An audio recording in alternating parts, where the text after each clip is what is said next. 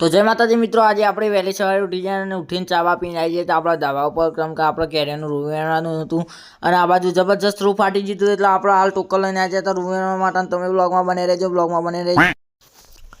પછી આપણે આવી જાય આ બાજુ ખેતરમાં બાપાનું ભાત લઈને. આ બાજુ ખેતરમાં પાણી હતું, ગવામાં પાણી વાળ્યું હતું એટલે આપણે ભાત લઈને આવી જતા ખેતરમાં. પછી આપણે જવાનું હતું મહેસાણા બાલ કપા અને દહીંનું દળવા માટે. તો આપણે જોઈ લે આ બાજુ જાનવીન બધા. પછી આપણે મહેસાણા જવા માટે નીકળી જતા જયલમ બાઇક લઈને. તો તમે બ્લોગમાં બની રહ્યા છો. અમે ફટફટ ફાઇનલી આપણે મહેસાણા આવી ગયા હતા. નોઈકન હું આબાદ ચપ્પલ લેવા માંડ્યો તો આબાદ એક બે ચંપલ ખાસે બધો કઢાયા. મને તો ગમતો નતો. મૂકો ચિયો લઉં લે, ચિયો લઉં, વારે લઉં, મોટો પડી ને એનો પડી. તો ફટફટ હું તો ચંપલ ખાસે બધો કઢાયો પણ મને તો કે ના ગમે. પછી એક લઈને ગયા. પછી અમે પકોડીને લાડી આવીને પકોડી ખાધી. ખાય ગામ 50-100-200 રૂપિયાની પકોડી ખાઈ લીધી અમે ફાઇનલી.